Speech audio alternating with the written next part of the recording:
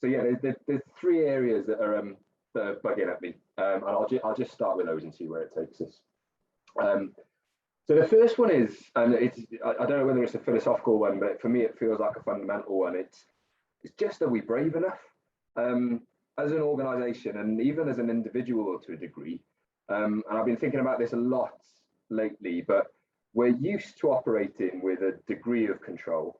And so for us in my sport environment, that's winning medals in sports that we're already pretty good at winning medals in, and doing the same things better and better and getting a bit of incremental gain, or wider in the sports sector. I think it's making sport a slightly better experience for the people who already do it. But it's the same concept essentially. It's, you know, we've got some control over this. Let's just do a bit more of that, and we'll bump along and get a little bit better. And I don't know when we'll have the courage to take on things that we can't exercise control over. I think that's what's in my mind at the moment is we're hesitant, really hesitant to do that. And I'd like to be confident of looking back in 10 years' time and really be happy that we had a crack at doing the right things and the things that really need doing. Because if I look back over the last 10 years, I can hand on heart say that we haven't done that. But I don't know how we break free of that need for control. And what I do know is it's not just eliminating KPIs, because I think we've done that quite well at Sport Wales, but it's more than that. And I'm struggling to kind of break that boundary at the moment. So that was the first one. The second one, which I think is personal to me, but I hope it resonates, is needing to see other people be comfortable. So I used to think empathy was my greatest strength, and it's really playing into being my biggest weakness, in that I see uncertainty, discomfort and worry, I suppose, far more now than I've ever seen before, as a result of trying to do new things, trying to change things and trying to do things differently. And I don't know how best to deal with it. And the easiest way, from my experience where I've done things before, the easiest way to make people feel comfortable is to just take away uncertainty. But I know that in this space that doesn't work, but I don't know what the alternative is yet. And I'm seeing more and more that people really crave structure.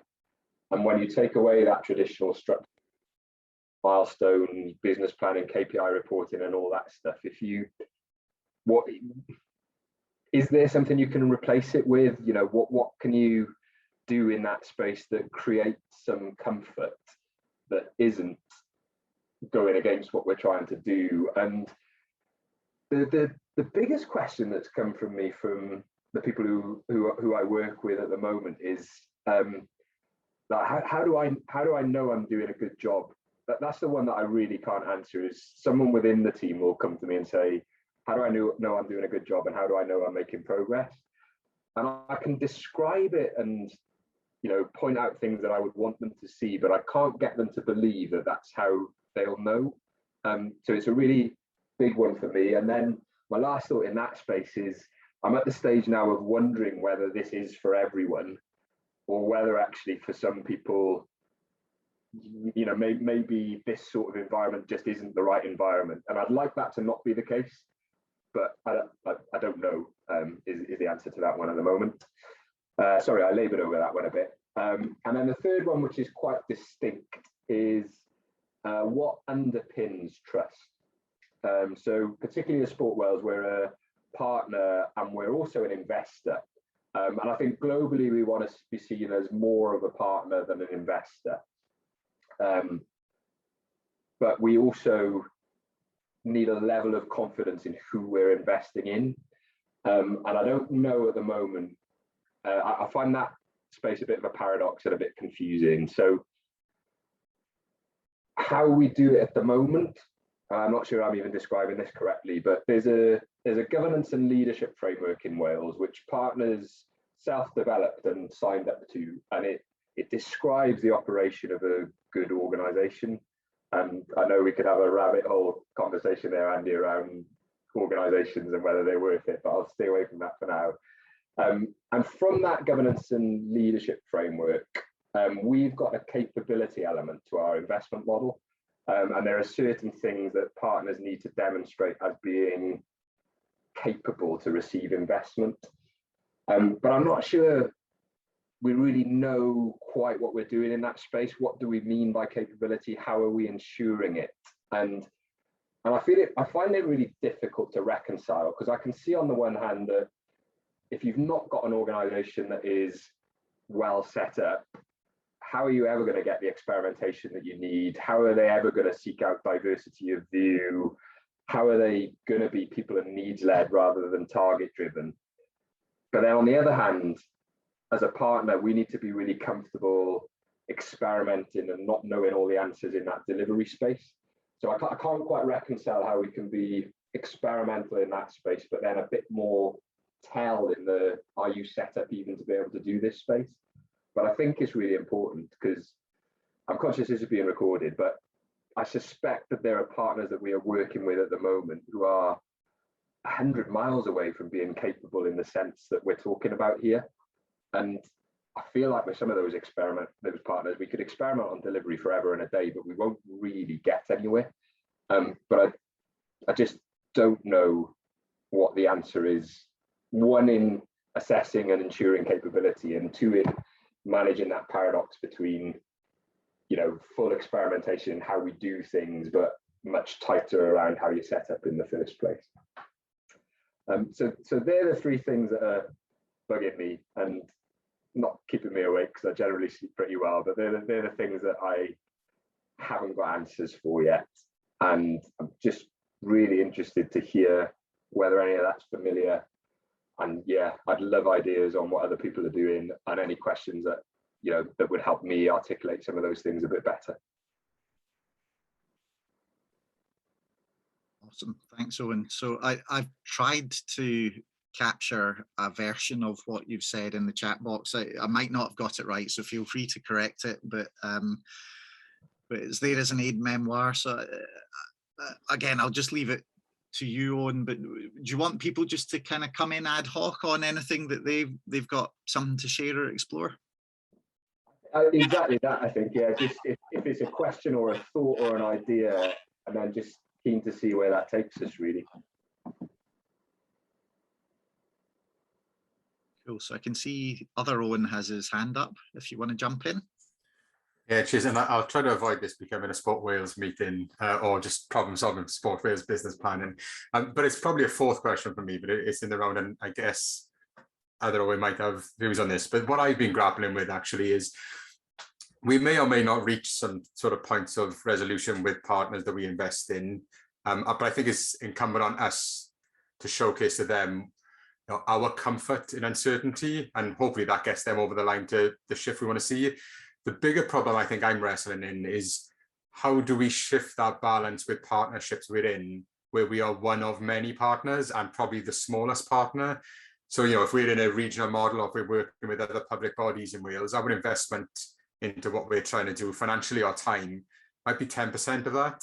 And when you're coming up against other organizations who are not on this journey, and perhaps potentially don't want to be on this journey, how do we influence the whole of that sort of partnership when we're working in very, very different ways? And that's the real challenge I've been grappling at the moment, of coming up against different ways of working and trying not to be evangelical or sort of prescriptive about the nature of wanting to work in a complexity friendly way, but at the same time not allowing what we're trying to achieve to be undermined a little bit by traditional ways of thinking.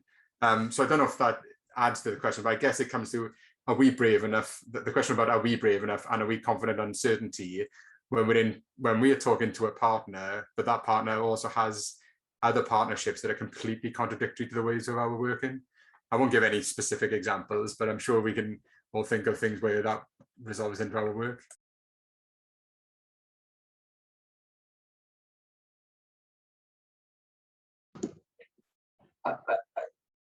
I mean, I'll continue exploring that if I can, because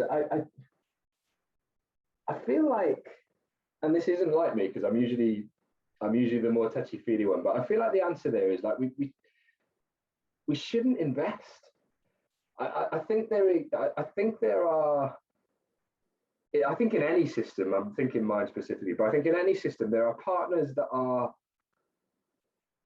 look like they should be well placed to really make impact through a partnership and through investment.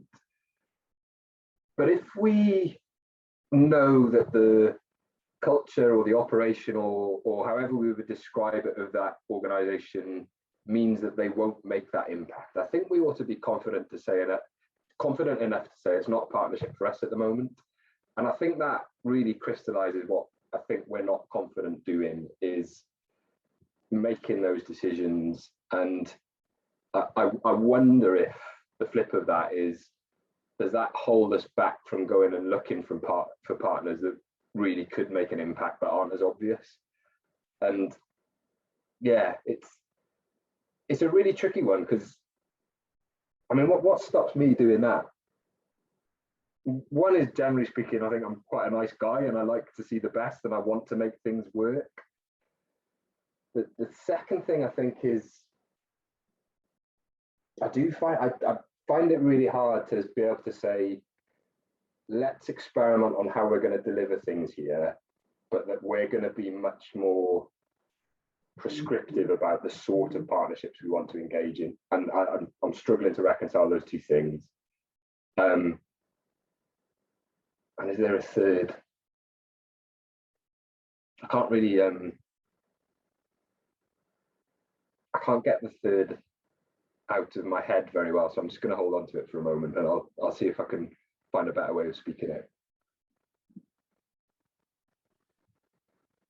So there are a couple of questions and comments in the chat box. I don't know if Greg, Davina, you've put them in there. Do you want to come in and share anything from those?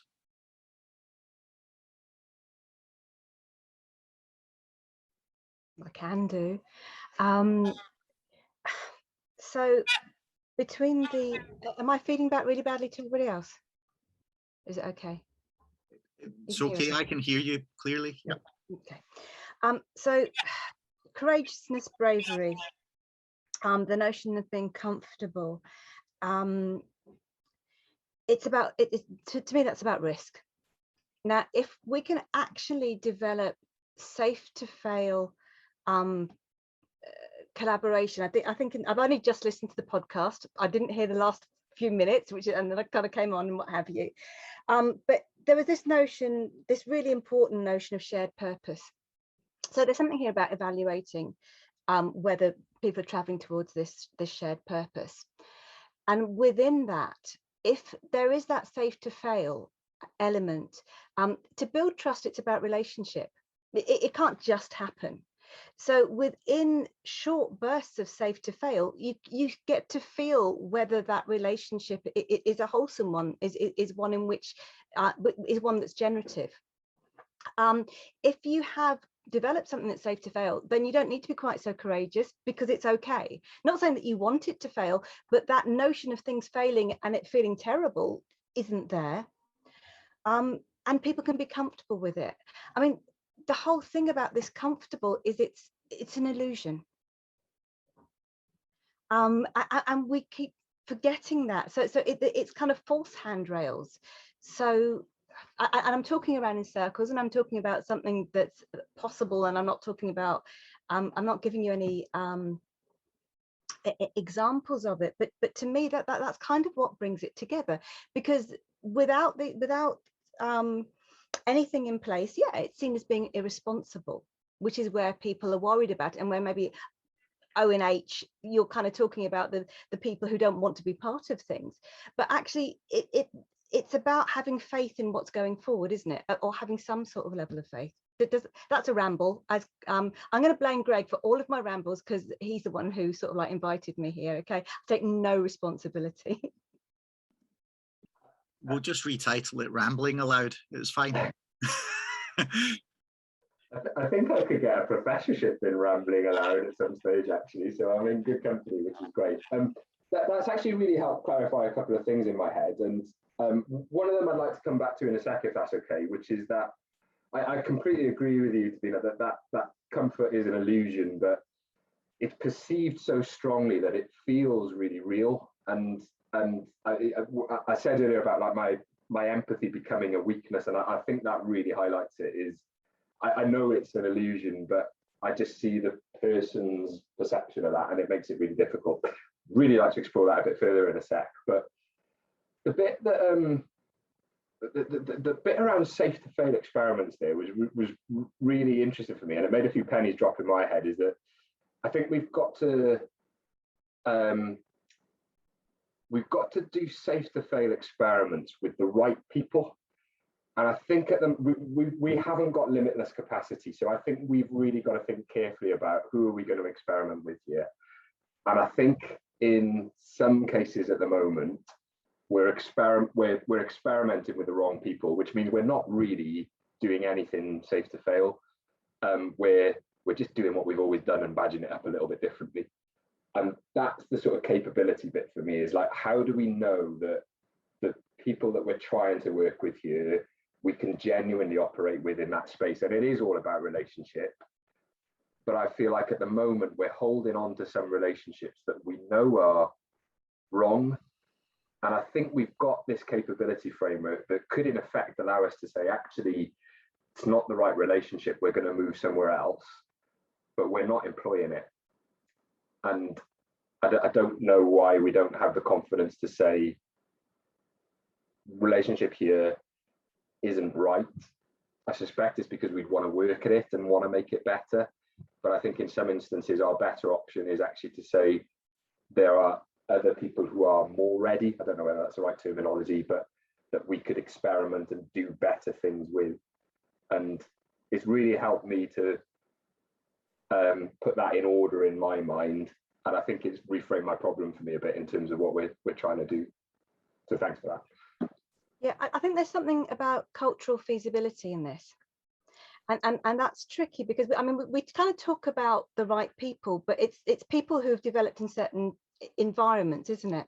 And there's so many things that are beneficial, but we don't take enough to, because we're so eager for things to happen in a different way.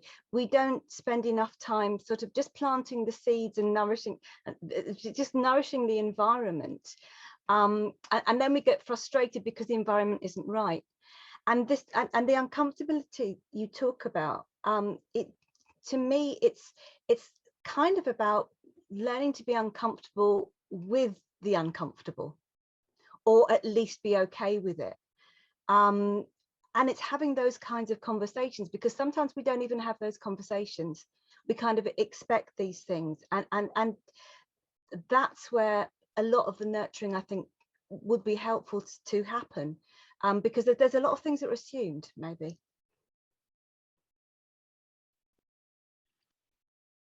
I've just spotted Greg's hands up. Apologies if it's been up for a while, but I was quite happy following that. But what I'm wondering is if that last conversation revolved a little bit too much around the delivery metaphor, because when we talk about safe to fail, there's one sense in which I think we miss the point. The relationships that you want to build in order to come up with better solutions that deliver better are still basically in the old framework. You're simply wanting some different way of achieving what we were trying to achieve before.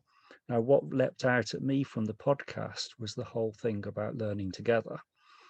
And my sense is that you don't want to develop the relationships purely for instrumental purposes of being able to deliver better.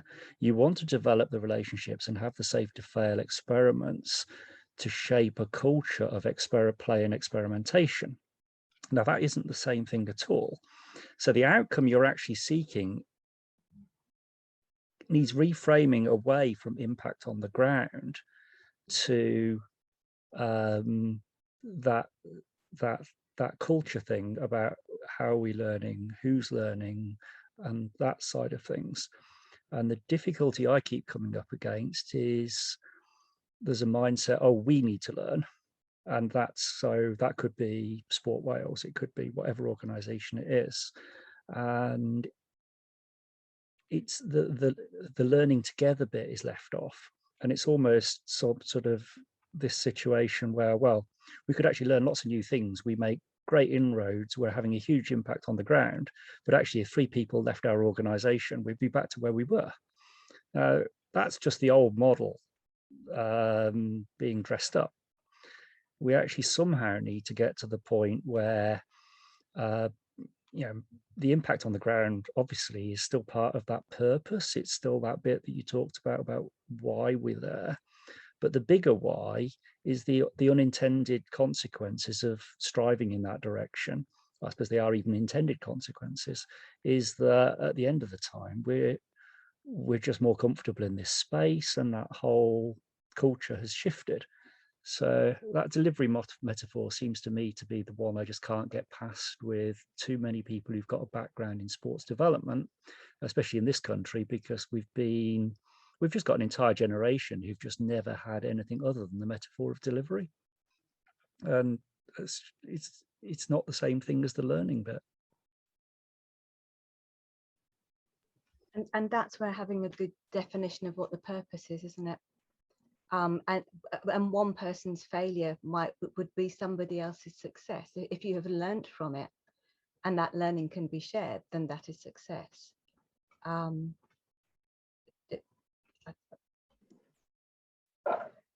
think that's right. And there was a phrase you used in the middle of that, Greg, that I'll have to go back to the recording and see, because I can't remember it, but it planted it for me really well. And I'm definitely thinking out loud here, but I think that impact metaphor is driven by that subconscious need to still like demonstrate that we're making an impact, and almost over demonstrate it, because this new way is better than the old way, and therefore, we have to be able to show that we're making a difference here, and we're still confusing that difference with like more and better rather than learning and doing things better. And I'm thinking out loud in saying that, so I'm not sure it's making perfect sense, but it feels like that's a bit of a loop that we're caught in. The practical person in me is still wondering, because those sorts of relationships take time and resource and real attention, and the practical person in me is still thinking, like, where do we go? Because in my mind, we can only have those relationships with 15 people. I'm plucking a figure, but let's say 15. And I think maybe at the moment we're trying to have it with 115. And maybe I'm still trying to think, so where do we start? Who do we commit to so that we can really develop that relationship? And I suppose, not writing off history and where things have come from, what is there that we can do with those that we have worked with previously that isn't just cutting them off and saying we're not interested anymore? Or actually, is that a big shackle for us, and that's exactly what we need to do? I don't know. But who needs to learn in and through those relationships? I mean, if you identified 15 key relationships, I wouldn't have a problem with that. But if the only people involved in learning through that relationship are a handful of directly involved staff one end and a handful of directly involved staff the other end, then that doesn't work for me. I mean, the aim after 5 years is that if you brought in a new staff member, you find somebody that Mark's found on the other side of the world, he recommends them, they come in, that actually they can sit into Sport Wales and immediately just link into this great network of people who've been on that learning. I mean, that journey metaphor worries me, but that learning journey does kind of make sense, that actually there's a whole network of people that have been learning with the departed staff member or staff members, and who can really ensure that we're in a better place. So much of that gets outsourced. We go to a university and say, oh, can you do this study for us? Well, the person who does the study at the university learns something, and then we sit down with them, we work out what we're going to take away from that, and then we go into broadcast mode and tell everybody what we've learned. Well, actually, that's not making us a more resilient company, that organization that's learned anything. We actually need to be learning together. So we need to get to the point where if there's a university involved, they're actually working with our networks of people around that relationship, so that loads of people connected with that relationship are actually learning together, and it's more transparent. Now, if in the end we don't get as far in terms of what we learn, I'm not sure that that needs to be a worry. It's the depth, the breadth and depth of that learning culture, so that actually when you start throwing new ideas, new challenges at people, they're already so immersed in sense making in that relationship that they're comfortable with it. Otherwise, if some sort of whole set of things comes to the end of a natural cycle, I think the tendency is to feel you're just resetting to stage one again, and nothing's changed. And I think that's what I mean when we're delivery focused. You know, we're not actually looking at the spin-off benefits. And if you take a teaching analogy, you know, there's an old-fashioned thing where as a school teacher you're delivering content to young people, but actually the great motivation of most of the greatest teachers through time has actually been watching the young people's development. And you don't really mind where they develop to. You just want to shape an environment, and then you just get that fantastic reward as you see them grow and flourish in ways you haven't expected. Now, if we focus on the growth, development and flourishing that's sort of almost incidental to it, that's getting us to a slightly different place. But I think that was what you were sort of hinting towards in the podcast for me. Sorry. Go on, Davina.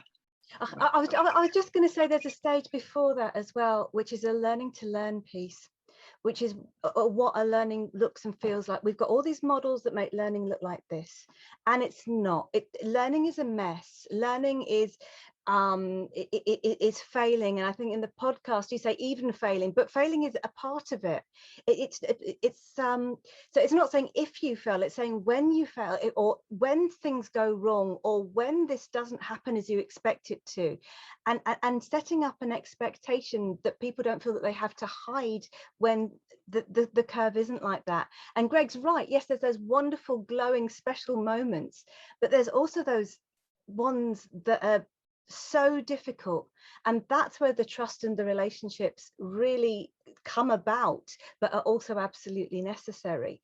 So sometimes we almost try to leapfrog some of the tricky stuff, and it's how we embrace the tricky stuff together, I think, because there's so much competition between people as well. People naturally wish to hide the stuff that they feel self-conscious about. So it's those bits as well, I would say.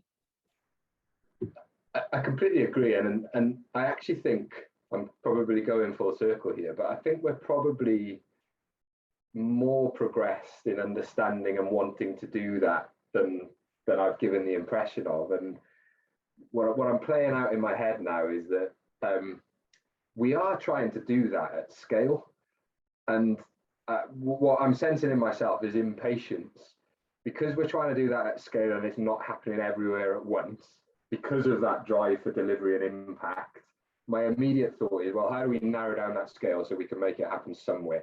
And then once we've got it happening somewhere, maybe we can make it happen somewhere else. But I'm pushing back on myself on that now. I'm thinking maybe what's required here is patience and that real ability to turn off that where's the impact that is in the back of my head all the time.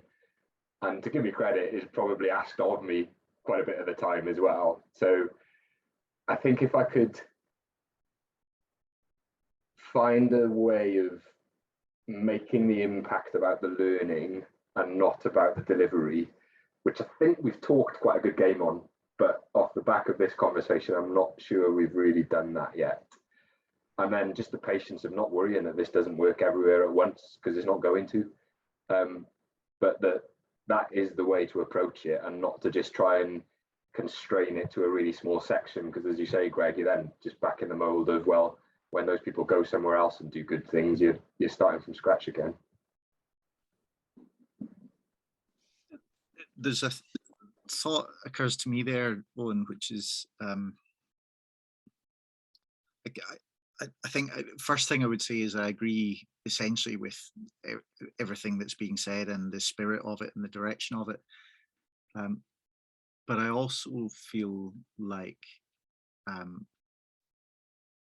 there is a useful tension in the idea of delivery. So to talk tangentially for a second, you know, when you, in the religious myths, the idea is, you know, on the right hand side and the left hand side of God, you've got judgment and you've got mercy, and it's in that balance that we end up with wisdom. And it feels to me like it's a bit like that with learning and delivery, that if we give up on, you know, wanting to achieve things and aspiring to outcomes and so on, potentially we could have an enormously comfortable but dysfunctional environment where we're learning, but we're learning without purpose.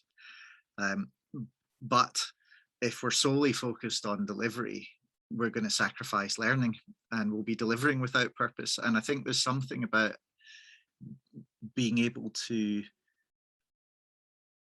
hold that tension and perhaps wrestle with the context of our learning is that we're trying to achieve, but we only achieve by learning, and therefore there's something about maintaining both of those things in focus simultaneously while accepting that there's a leading and a lagging relationship or something between them. And it seems to me that one of the things that can go wrong is that we become, in a sense, so learning focused that we've divorced ourselves from the outcomes, the impact, etc., and that actually that's just as dysfunctional. I was going to write it down, but my typing's terrible. I completely agree that learning in utopia is of no use whatsoever. There's got to be a focus to the learning.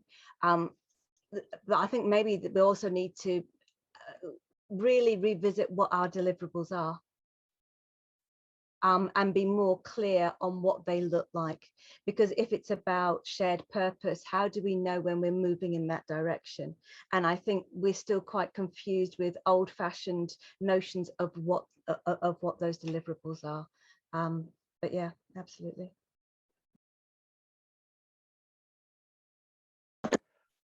And does anyone have any thoughts on that? Because again, that's a real personal tension for me at the moment, is that want from people I work with to know that they're making a difference and know that they're making progress.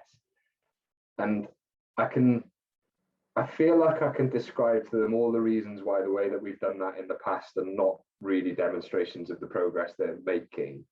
But I don't feel like I can really give them something that, you know, gives them confidence and motivation and energy to know that what they're doing is really good, and to recognize that actually sometimes could have done that a bit differently.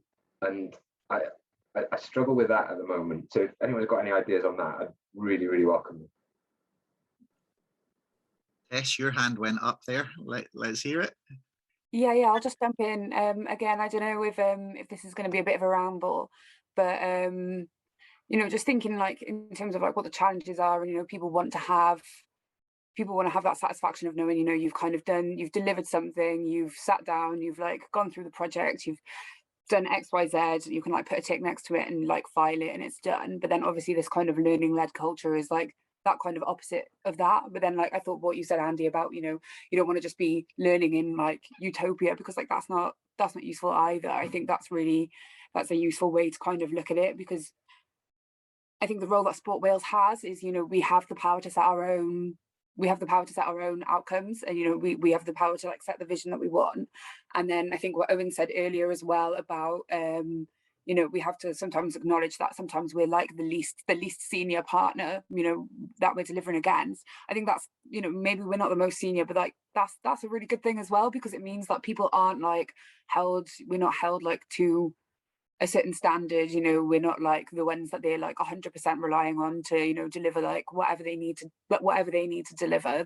That's not in our interest. So like, you know, our interest is helping them learn. So I think that kind of, it doesn't like necessarily address the problem, but like I think being comfortable in that space where we're not like saying, you have to deliver X, Y, Z, and, you know, instead like reframing and reimagining, not reimagining, like just like taking a step back to like look at the space that we occupy like in a realistic way, and then see what difference we can make within that, might be like a way forward. And like that might help, I don't know, staff and like partners to kind of just think about us differently, because the way that I kind of see us now is we're kind of like halfway in.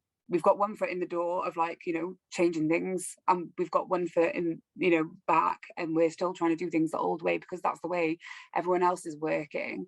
And like that's an uncomfortable position, because you're going to lose like on both ends.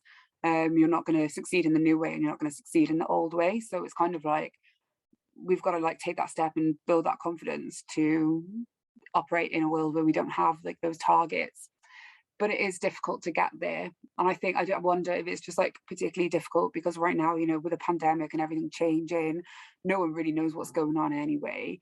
And then no one really knows what's going on like with, yeah, Sport Wales and stuff. And everyone's just like, oh my God, I can't cope with this. So maybe, you know, that's a part of the problem. But yeah, like I don't know how useful that was, sorry.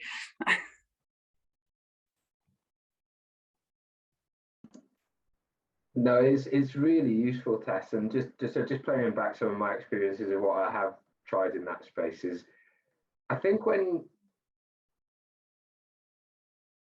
you ask people to articulate the impact they've made and the difference they've made, they can do it, and they can get quite energized by it, and they can see it and do more of it as a result. But I feel like it's much easier done retrospectively.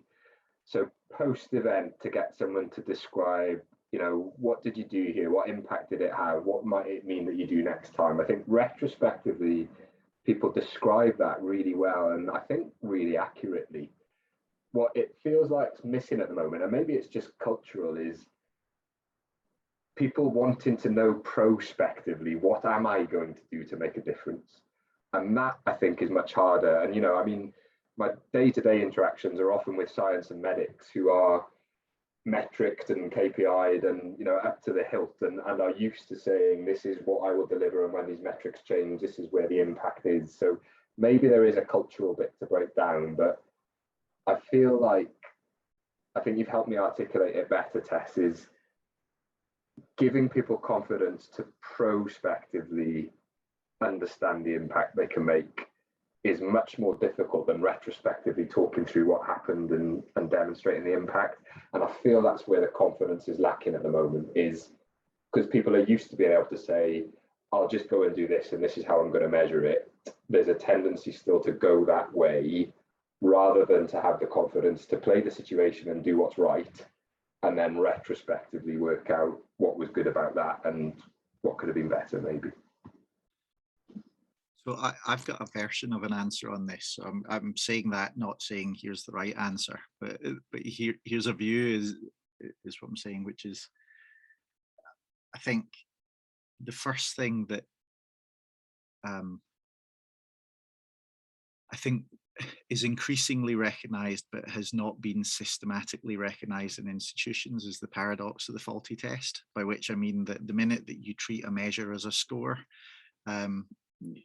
you're immediately confusing what success looks like with hitting a number.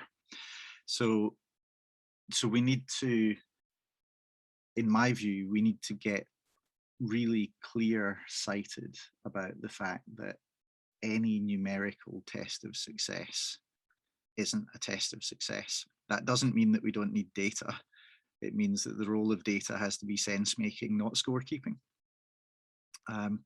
So if we can get clear-sighted on that, then we can give data its proper role. And then the second thing that I think we need as part of an answer is we need to have an explicit theory about how the leading actions we predict will impact the lagging outcomes that we're interested in, accepting that those outcomes are not measurable by single metrics, that they're about sense making again. So if we have an explicit theory, then by dint of the fact that it's a theory, we already know that it's likely to be faulty. It's there to be improved upon. So there's learning to be had. And for me, that's where I try and find the answer to the question, how do I know that I'm doing a good job? Well, it's, what's my explicit theory? What are my methods, including measures that are going to help me make sense of the relationship between my theory and its actual impact? And then, how am I instituting habits that allow me to do the learning that improves that theory? Because it's in that learning that I assure myself that I'm doing a good job or recognize that I'm not. And there is uncertainty in there, right? Because the theory's inherently uncertain, but by making it explicit, we have some level of certainty. The metrics, by not being scores, introduce a level of uncertainty, but they still give us insight. So it's not like we're completely all at sea. So for me, that somewhere in there is where I think the answer lies, that we need to institute habits for sense making that make good use of data and other mechanisms for learning, and that make our theory of what we think is going to happen explicit so that we can improve on it. I think those habits are at the micro as well as the macro level, because at the macro level it's still retrospective. It's having people confident in knowing what they're looking for, because like you say, it's not those measurables. I've got a parallel here, and I don't know if it'll work, but just indulge me. A wee while ago, the beginning of the pandemic, there was somebody just approached me and asked for my views on something they'd put together about career development. And I looked at it and I had to walk away because I thought, oh, Jesus Christ, no. And I had to come back a little bit later, and I said, well, consider looking at career development in the way, because it was a very linear thing that I got, in like planning for a holiday in a pandemic. Now, normally you just say, okay, I want to go here, and you know that it's going to give you what you want without even thinking about what you want. In a pandemic, you've got to be more explicit about what does a holiday look like. So if this gets cancelled or whatever it is, what is a holiday to me? How will it feel? What will it look like? How will I know that I am getting the things that I want from a holiday? And simply by doing that, you are sharing that purpose more broadly with the people that you are discussing it with. But B, even if you don't have a holiday, you will notice the times when you've had those nourishing moments along the way, because you've started to recognize the attributes of what you're working towards. And once you've got that, you'll start to make sense of, because we talk about what is good and what is not good, but it's not explicit what is good. How the hell on that level? So it's about having that better appreciation of what good feels like. And broadening that, I think, maybe. Can I share a thought back in? And I'm conscious of the time in this conversation, so this may be one for a discussion at another time. But what that conversation and Greg's entry in the chat has made me think, and I've entertained this before and not really known where to go with it, but I think we have tricked ourselves really, really convincingly into, so I'm talking specifically about my world of sport now, into actually relatively well being able to predict what might happen. So your theory there, Andy, that you've talked about, I think in certain spaces within sport, we've got pretty good at that because we've worked in such a narrow band and we've repeated actions over and over that we've done enough activity to recognize real repeatable patterns and real learning. And it is still unpredictable, but it doesn't feel that unpredictable because we've worked in it for so long, it's so familiar. And I think we've confused predictability with actually we've just learned to learn really, really well in that space. But we're not working in the right space. The space we're working in is way too narrow, and the space we need to work in is massively broader. And we're frightened of it because we don't know anything about that space. We don't know any predictable patterns. We don't know any repeated learnings. And that feels like an even bigger challenge because we're taking people away from a world that they can just about accept is complex. But even once they've accepted that, they know it so well that it doesn't feel that bad. And we're trying to put them into a world that is complex and we know next to nothing about it. And that for me feels like a gigantic leap, and it's tough. If you don't mind, just to jump in really briefly on that, 100% agree, because the reason I wanted to start with a bit about the paradox of the faulty test is I think the current theories we have alive and well in institutions are theories about how we deliver the number, whatever the number may be. So we end up proceduralizing things. So even in the world of medicine, for example, you know, if you come in and what you have is X diagnosis, then take Y drug, and we can kind of predict the impact of that drug.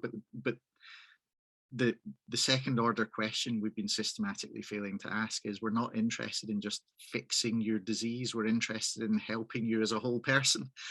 So we need to start developing theories that are the level of, in medicine, how do we help whole people, or in sport, you know, the equivalent. So it's you know, it's not how do we get the medals, it's how do we, you know, whatever it is that it needs to be. And for me, that's the issue, is I think we're lacking any really robust explicit theory that connects to those second order outcomes. And I think partly because we're not even clear on what are those second order outcomes, even described in natural language, because like I say, I think the paradox of the faulty test tells us we can't measure them directly, but we can probably articulate them if we take the time to think it through. Just in exactly the way you described, Davina, around how would we describe what a holiday looks like? It's not the same as, well, I turned up in Malaga airport. It's, you know, it's something much more qualitative than that.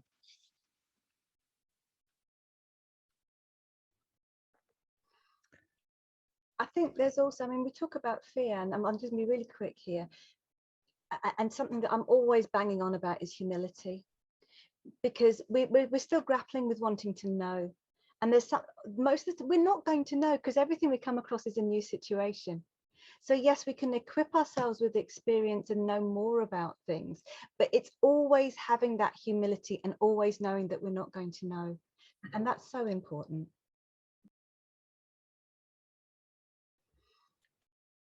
I do wonder if we also blind ourselves to the stuff we can really learn from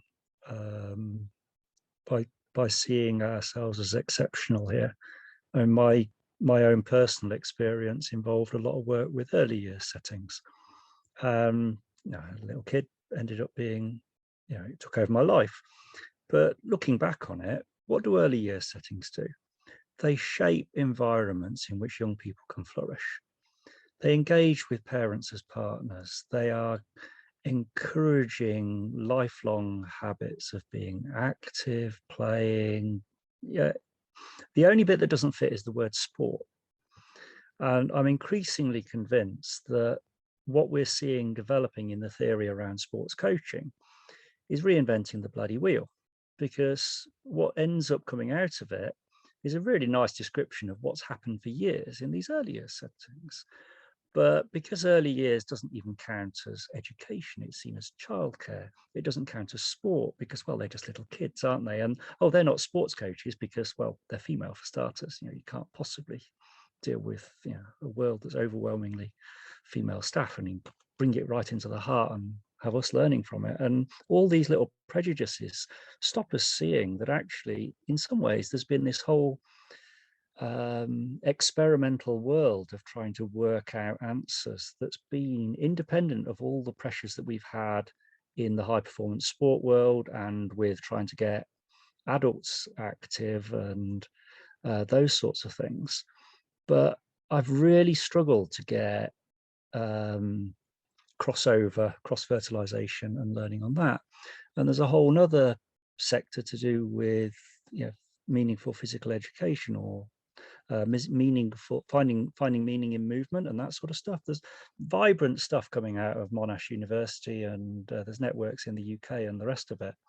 But the conversations that I'm finding vibrant in the world of initial teacher training for physical education and that sort of stuff seem completely disconnected from the world of sports coaching. And I do wonder if sometimes we're making this harder than we have to be,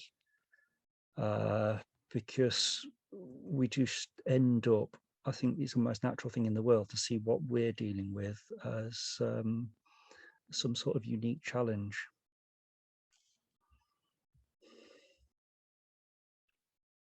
Just a quick point of connection there. I think you know this, Greg, because we've mentioned similar in a past conversation, but in the world of early years, at least in Scotland, of course, what they tried to do was parachute in the whole Skinnerist behaviourist type approaches to that, which I think are the ones that we're trying to move away from in sports settings and other institutions. And of course, it caused chaos. But it's highly compelling to the uninitiated. I mean, it's the world of Super Nanny, it's the sticker charts and all of these things, and it delivers seeming changes very rapidly that of course end up pathologizing the kids and institutionalizing them, all the rest of it. So it's interesting to see, I think, the journey the early years has gone through as well, to kind of get from common sense to common nonsense and back to common sense again, you know.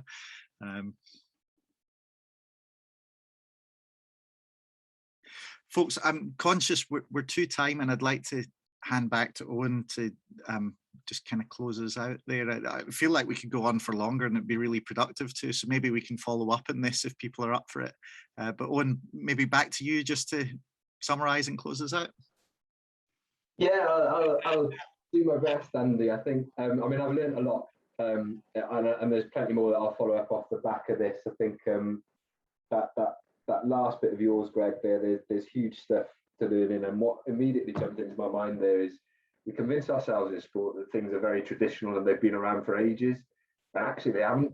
Like, sport as a, you know, organized entity is still really young, and it worries me how quickly it's become this is how you do it. So I think there's loads to address within that.